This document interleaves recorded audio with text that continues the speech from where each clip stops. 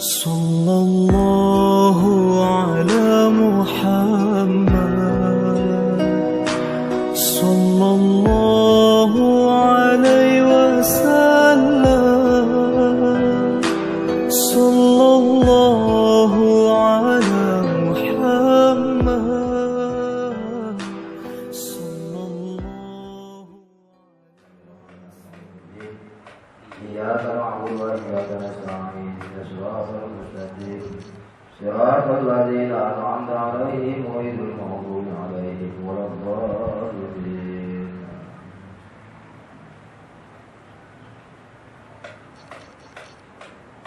Al-Fatihah. Bismillahirrahmanirrahim. Alhamdulillahi rabbil alamin. Arrahmanir rahim. Maliki yaumiddin. Iyyaka na'budu wa iyyaka nasta'in. Ihdinas siratal mustaqim. Shiratal ladzina an'amta 'alaihim ghairil maghdubi 'alaihim waladdallin. Alhamdulillahi rabbil alamin wal 'aqibatu lil muttaqin. Asyhadu an la ilaha illallah wahdahu la syarika lah wa asyhadu anna sayyidana Muhammadan 'abduhu wa rasuluhu la nabiyya ba'dah. Allahumma shalli wa sallim ala hadzal nabiyil karim wa ala alihi wa sahbihi wa man tabi'ahum bi ihsan ila yaumiddin. Wa qala Allah ta'ala fil Qur'anil karim, a'udzu billahi minasyaitonir rajim. Bismillahirrahmanirrahim. Ya ayyatuhan nafsul mutmainnah, irji'i ila rabbiki radiyatan mardiyah, wadkhuli fi ibadi wadkhuli jannati.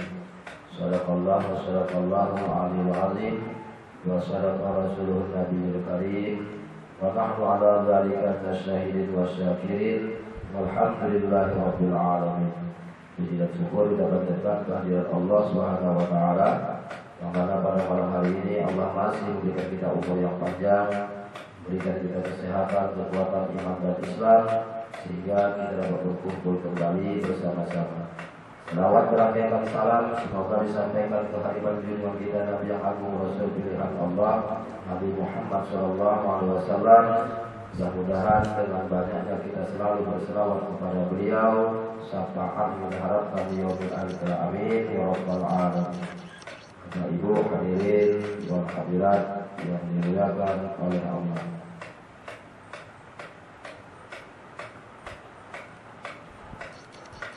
Kubur itu setiap hari berbicara. Ini tentang masalah kubur berbicara dalam kitab At-Tazkirah Imam Syamsuddin Al-Qurtubi. Kubur itu setiap hari berbicara, terutama kepada mayit saat dia dimasukkan ke dalam. Saat mayit itu dimasuk ke dalam tanah, maka kubur itu pun berbicara. Imam At-Tirmidzi telah meriwayatkan dari Abu Sa'id Al-Khudri radhiyallahu anhu. Ia berkata, pernah Rasulullah SAW masuk ke musholla. Di sana beliau melihat beberapa orang sedang berbicara banyak-banyak. Maka beliau bersabda, adapun sesungguhnya sekiranya kamu sekalian banyak mengingat si pemutus segala kelezatan, yakni mati, niscaya kamu takkan sempat melakukan seperti yang aku lihat. Maka perbanyaklah olehmu mengingat pemutus segalanya, kelezatan, yaitu mati. Karena sesungguhnya tidak lewat sehari pun melainkan kubur itu berbicara mengenai dirinya. Katanya, kata si kubur, aku ini rumah perasingan. Atau kubur itu ketika dimasukkan jenazah ke dalam kubur, maka si kubur itu pun berbicara, aku ini rumah perasingan, aku ini rumah sepi, aku ini rumah debu, aku ini rumah cacing. Itu berbicara kubur itu. Bukan kubur itu tak berbicara. Aku ini rumah perasingan. Maka dikatakan kubur itu rumah masa depan. Aku ini rumah perasingan. Aku ini rumah sepi. Aku ini rumah debu. Aku ini rumah cacing. Dan apabila ada seorang mukmin dikubur, maka dia berkata, beruntunglah kita kalau orang mukmin masuk dalam kubur. Makanya kita kalau berwasiat kepada anak-anak atau keluarga, kalau mati besok, buat yang lahat, yang afdol, yang lahat.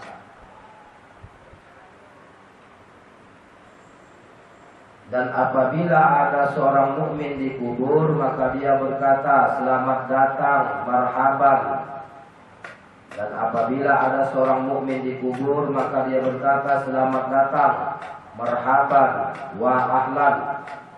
Ketahuilah kamu adalah orang yang berjalan di permukaanku, yang paling aku sukai. Kata si kubur. Dan apabila ada seorang mukmin dikubur, maka dia berkata, selamat datang. Diselamatkan, selamat datang, marhaban wa ahlan. Ketahuilah kamu adalah orang yang berjalan di permukaanku, yang paling aku sukai. Kenapa dia berjalan disukai oleh kubur dulu? Banyak berjalan melakukan kebaikan, mendatangi masjid, juga mendatangi majelis-majelis pengajian, mendatangi majelis-majelis zikir, bersilaturahim, bertakziah, melihat menjenguk orang mati, melihat orang sakit, menyambungkan hubungan tali silaturahim, pokok yang baik-baik. Maka kubur itu pun berbicara, selamat datang. Kalau sudah mau kubur itu bilangkan selamat datang, insya Allah aman. Kalau dia berkata begitu. Dan apabila ada seorang mukmin dikubur, maka dia berkata, selamat datang, marhaban wa ahlan. Ketahuilah karena kamu adalah orang yang berjalan di permukaanku, yang paling aku sukai. Maka bila hari ini aku telah menguasaimu, dan kamu telah kembali kepadaku, maka akan kamu lihat apa yang aku perbuat terhadap dirimu. Lalu kubur itu melapangkan diri untuknya sejauh mata memandang, dan membukakan untuknya pintu surga. Kamu adalah orang yang berjalan di permukaanku, kata si kubur, yang paling aku sukai. Maka bila hari ini aku telah menguasaimu, dan kamu telah kembali kepadaku, berarti asalnya dari tanah, kembali kepada tanah. Makanya waktu Allah menciptakan Nabi Adam alaihissalam, kubur dulu, tanah dulu, berbicara dia kepada malaikat. Malaikat Israel, malaikat Jibril, malaikat Jibril, Mikail, Israfil, Israel. Tiga malaikat ini tak mau, tak sanggup mengambil bumi. Tapi malaikat Israel ini yang bisa mengambil bumi. Nah, disitulah Allah menetapkan bahwasanya malaikat Israel itu sebagai pencabut nyawa. Sebelum dia mengambil bumi ini, maka tugas malaikat Israel itu belum ada lagi. Hanya tugasnya bertasbih aja kepada Allah. Tapi setelah dia diutus oleh Allah mengambil bumi, karena malaikat Jibril, Mikail, Israfil tak sanggup. Karena bumi mohon perlindungan kepada Allah, jangan diambil aku. Tapi malaikat Israel tidak. Malaikat Israel lebih patuh diperintah Allah daripada permohonan bumi. Kata si bumi, ya Jibril, ya Israel, kalaulah sekiranya kami nih, aku nih, tanah nih, kau ambil, lantas bagaimana dengan bumi? Maka berfirman Allah, apa kata Allah? Wahai bumi, walaupun aku menjadikan manusia dari bumi, maka aku tidak akan mengurangi engkau. Maka akan aku kembalikan mereka lagi ke bumi.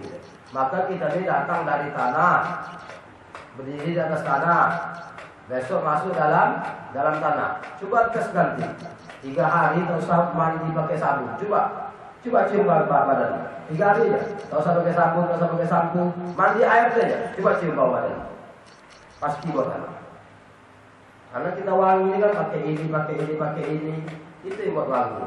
Kalau tidak, bau tanah. Dan apabila ada seorang jahat, ini jahat ini kau kan, Dan apabila ada seorang jahat dan kafir dikubur, maka dia berkata, tidak ada ucapan selamat datang untukmu, la marhaban wala ahlan. Dan apabila ada orang jahat, lihat bahaya gitu besok. Jahat kita pada orang, dengki kita pada orang. Ngeri tidak? Aduh ya Allah.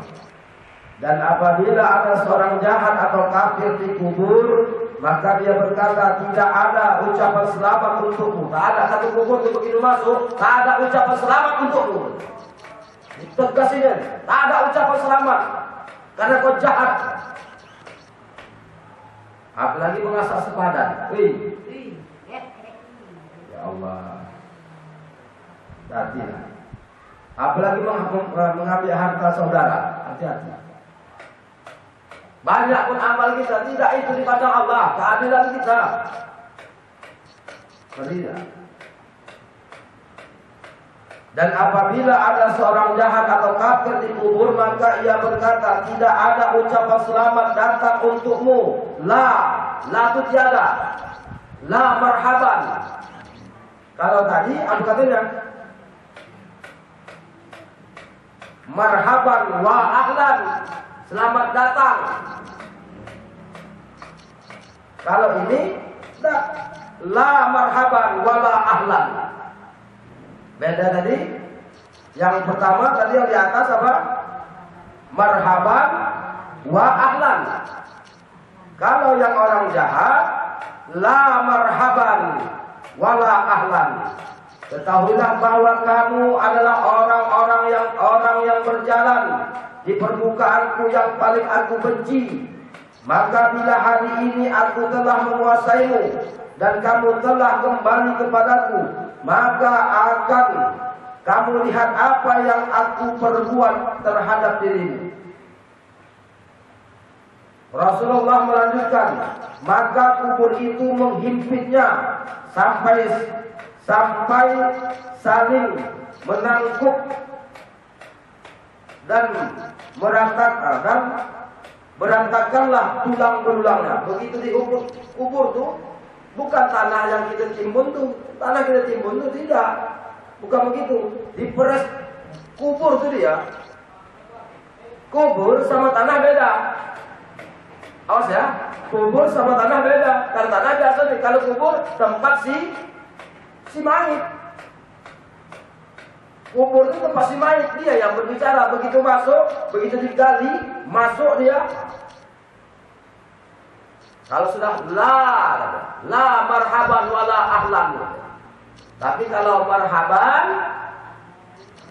baik. Kalau dia ucapkan marhaban wa ahlan, bagus, alhamdulillah. Tapi kalau la marhaban wala ahlan, ketahuilah kamu adalah orang yang berjalan di permukaanku yang paling aku benci. Inilah hati-hati lagi. Aduh, sama Allah tuh mudah. Sama Allah insya Allah.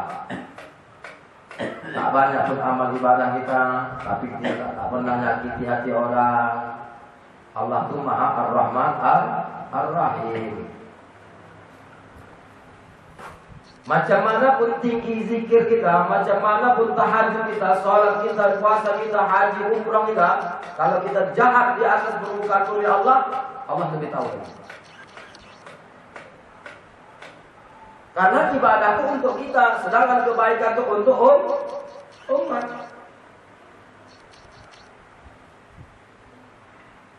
Begitu masuk kita dalam kubur, bagi orang yang mukmin beda dengan orang mukmin. Masuk kita dalam kubur. Masuk kita dalam kubur. Sama orang kita baik, merebut orang memikul kita. Cobalah tengok pengersamaan yang wafat. Macam berjalan aja keranda tu. Ribuan orang yang mengaku. Tengoklah Haji Baban wafat, coba tengok. Ribuan orang mengantarkannya. Tengok Usman Tembung wafat, coba tengok 1 kilo kuburannya dari rumah itu, bertayang coba. bukan dipikul. Kabarnya Tuan Usman Tembung itu tidak dia dipikul, ditayang, berjalan berderet murid itu murid entah siapa-siapa lah, entah umat atau warga tak tahu lah, wallahu a'lam. Saking banyak dia berbuat baik itu. Kenapa? Dia mengajarkan ilmu kebaikan untuk orang. Bertayang. Kita tidak menayangi, tapi orang tak mau, sama aja. Kita minta pada orang, ngasih tayang aku ya, tapi orang tak mau. Kenapa? Karena kita selalu benci kepada orang. Maka kebencian ini harus dibuang. Maka kata Imam Ghazali itu, buang penyakit 10 itu. Apa yang induknya? Hasad. Hasad.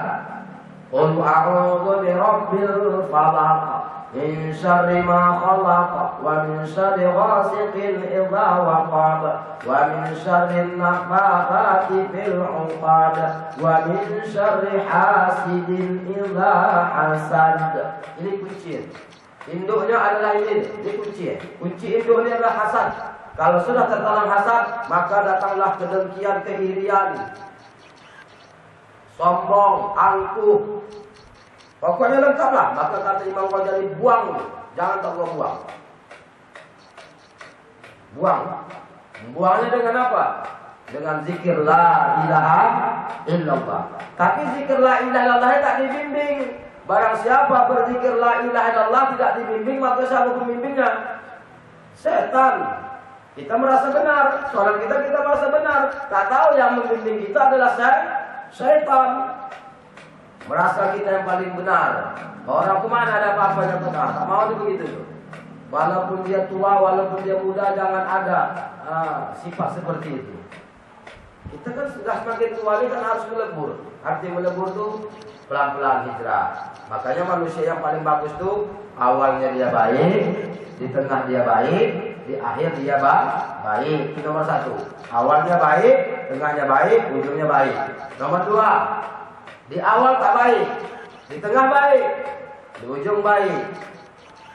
Ada lagi, di awal tak baik, di tengah tak baik, di ujung baik. Yang dikhawatirkan tingkat keempatnya. Di awal tak baik, di tengah tak baik, di ujung semakin tak baik. Aduh. Inilah la marhaban wala ahlan. Di awal tak baik, di awal tak pernah baik sama orang. Dengki aja. Di tengah gitu juga, di ujung semakin lagi. Udahlah.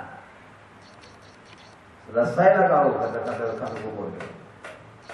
Makanya orang yang seperti itu waktu diangkat tuh, kalau orang yang tembus kasar, kalau orang tembus kasar ya, kalau macam ayah guru itu dah tembus kasar itu, bisa dilihat. Berjalan dia pakai jalan pendek. Kita angkat tuh ini tadi, jenazah dia, raga dia. Sedangkan yang di depan tadi itu, dia berjalan. Itu nampak orang, tapi tak bisa diceritakan dalam hukum. Tak bisa diceritakan di dalam tempat wilayah ramai. Mana pula bisa nampak. Itu kan orang-orang kasar, orang-orang yang mengetahui, pernah dia bercerita sama kita. Kalau yang guru itu pernah dia ngomong, cuma dia tak bilang siapa orangnya. Tapi dia berikan iktibar buat kita. Ada dulu, tapi dia tahu ada dulu. Begitu dia dipikul, dia sudah di muka, agak jalan pendek, tak berbaju. Kenapa? Tak baik tadi.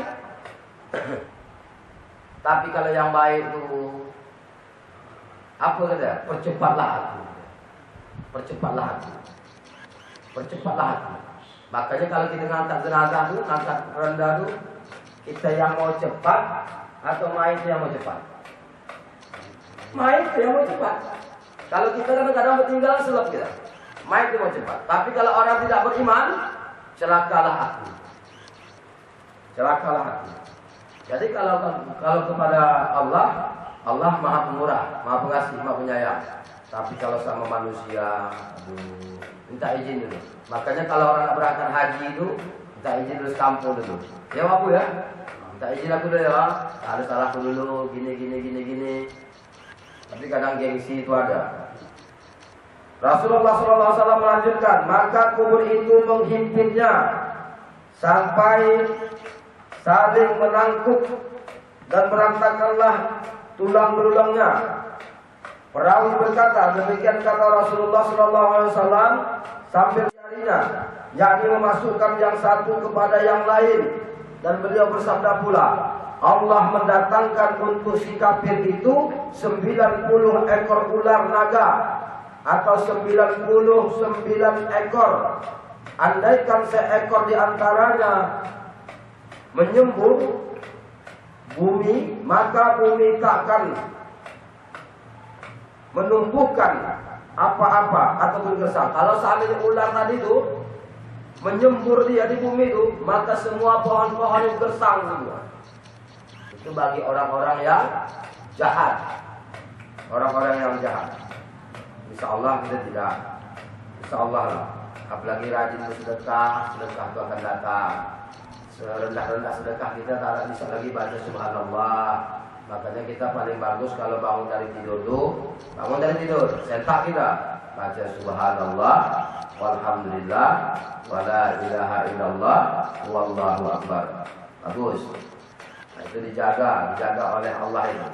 Tapi bagi orang-orang thariqah itu tak begitu lagi amalannya, itu amalan fikih. Tapi bagi orang thariqah itu begitu dia bangun, langsung dia ingat Allah, Allah, Allah, Allah, Allah, Allah. Manapun benar yang mengucapkan alhamdulillah Allahu akbar tadi benar, yang Allahu Allah juga benar, semuanya benar, masing-masing versi. Jadi kalau kita sudah semuanya kita benarkan, tidak ada kita merasa kita yang paling benar. Kita juga orang thariqah jangan juga merasa benar.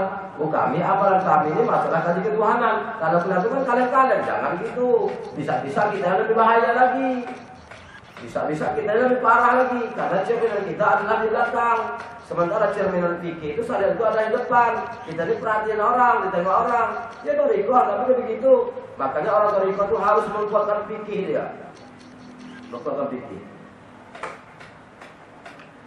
Dan diriwayatkan oleh Nabi Muhammad SAW bahwa beliau bersabda, keadaan mayit dalam kuburnya tak lain seperti orang yang tenggelam, yang meminta tolong. Orang yang dalam kubur itu tak lain bukan seperti orang yang sedang karam di tengah lautan, dia minta tolong. Siapa itu? Ya mak ayah kita kalau kita tidak ada kirim. Tapi kalau kita kirim tadi ini, kita isyarat udah kita kirim belum? Udah. Allah. Waktu salat Allah. Karena 4 dari ayah, 4 dari mak, 4 dari malaikat, 1 dari Allah kan? Berarti 4 dari mak apa? 4 dari ayah apa? 4 dari malaikat apa? 1 dari Allah. Berapa jumlah? 13. Berapa rukun salat tuh? Maka terangkat dia. Berarti emak dapat, ayah dapat, malaikat dapat, Allah dah. Bukan Allah butuh pahala, awas, bukan begitu maksudnya. Kalau kita yang melaksanakan, dah lah. Karena kita tadi waktu mengangkat takbiratul ihram tadi apa? Allahu, paham kan nih? Kalau kita yang melaksanakan ya kan, emak dapat, ayah dapat, malaikat dapat, Allah dapat. Jadi waktu si hamba itu melaksanakan takbiratul ihram itu apa judulnya? Allahu, mana kita? Hah? Awas ya. Berharap lagi ke situ. Sementara tadi kita Allahu, itu tauhidnya. Kalau orang yang belum masuk ilmu tauhid itu, kita yang buat, kita pasti dapat lah. Di dalam ilmu fikihnya, iya betul tak salah. Karena itu adalah mendapatkan surga. Salah tidak, benar, itu benar. Karena ada hadis masalah pahala. Tapi kalau orang-orang yang sudah sampai ketika makrifat, itu tak gitu lagi. Begitu dia angkat takbiratul ihram, Allahu Akbar, maka dia sudah karam di dalam asmanya Allah. Yang ada hanya asma Allah di situ, Allahu Akbar. Maka mana ketika hamba di situ, mana ada? Yang ada pada hamba itu sifat lahau. Itulah sebabnya itu. Waktu kita sembahyang tadi, Allahu Akbar. Datanglah transfer. Jadi kata Imam Syamsuddin Al-Qutubi tadi, keadaan mayit dalam kuburnya tak lain seperti orang yang tenggelam, yang meminta tolong. Nih seandainya, nih ayah Pak Aris udah meninggal kan? Mak sudah meninggal. Ketika Pak Aris sholat Allah, seandainya orang tua kita ingin disiksa oleh Allah, disiksa oleh malaikat, tunggu dulu. Karena kata Imam Ghazali ada 3 hal yang dapat membantu si mayit. Pertama, sedekahul jariyah. Kedua, ilmu yang bermanfaat. Ketiga, waladun. Mungkin sedekah jariyah orang tua kita tak ada, tapi syukur alhamdulillah kabarnya ayah Faris ada menyimpahkan musola ya tanah. Berarti bagus alhamdulillah. Tapi jangan berhenti ke situ aja. Lanjutkan lagi. Ada tidak dia memberikan ilmu yang bermanfaat untuk orang? Makanya tujuan kita belajar itu bukan kita mau jadi guru, tidak. Tapi kata Rasulullah, sampaikanlah walaupun hanya sepotong ayat. Ini pengajar nih, orang-orang yang mengajar tuh, malaikat, ikan-ikan di lautan, semut-semut dalam lubang bermohon ampun kepada Allah bagi orang yang mengajar. Itulah kelebihannya. Maka orang mengajar itu tak boleh dibayar, karena hukum dia adalah sedekah. Ngeri tidak? Jadi ustaz itu bukan sedekah, yang ikhlaslah, yang boleh buat. Ngeri kan? Awak ngasih ilmu, semua kita kasih. Kita minta imbalan pula. Masa pula sedekah harus dibayar? Gimana itu? Karena para malaikat, ikan-ikan di lautan, bahkan semut dalam lubang pun bermohonkan ampun kepada orang yang mengajarnya. Jadi waktu kita sholat, Allahu Akbar, mak dapat, ayah dapat. Karena kulit daging ta'al, kulit daging, darah, utak, sumsum, rambut, Roma, semua yang 8 tuh 4 dari ayah, 4 dari mak dapat. Otomatis ayah dapat, mak dapat. Ada lagi mak kita, ada lagi ayah kita. Tabung, meninggal besok dah cair. Kalau kita, jangan kayak kita lagi. Karena tadi waktu kita buat tadi Allahu Akbar. Jadi yang memberikan pertolongan siapa? Kita apa Allah? Di situ jauh jatuh tadi. Kalau kita mana bisa? Yang dikatakan anak soleh itu siapa? Yang soleh, anak yang soleh itu siapa? Maka sebaik-baik anak yang soleh itu adalah anak kandung. Tapi kalau ada di kampung nih, satu aja yang soleh, jadilah tuh. Di kampung itu ada anak yang soleh juga kan? Keadaan mayit dalam kuburnya tak lain seperti orang yang tenggelam, yang meminta tolong. Dia menunggu doa yang datang kepadanya dari ayahnya, saudaranya, atau temannya. Apabila dia datang kepadanya, itu lebih disukai daripada dunia seisinya. Apabila sedekahnya datang, doa itu datang, lebih disukai daripada seisi dunia. Lebih disukai lagi.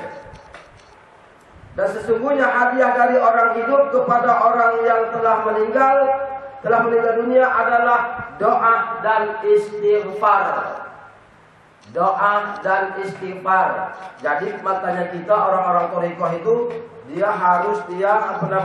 memulai zikir itu harus dimulai dengan istighfar, mohon ampun dulu. Karena kalau dia tidak minta ampun, dia banyak dosa. Bagaimana dia nak menghantarkan doa itu kalau dia belum beristighfar? Maka istighfar kita sudah kita kasih tahu. Astagfirullah al-ghafurur rahim. Ilmunya udah dikasih, jangan tak diamalkan. Setiap istighfar itu tetap diamalkan. Astagfirullah, naik kepada nur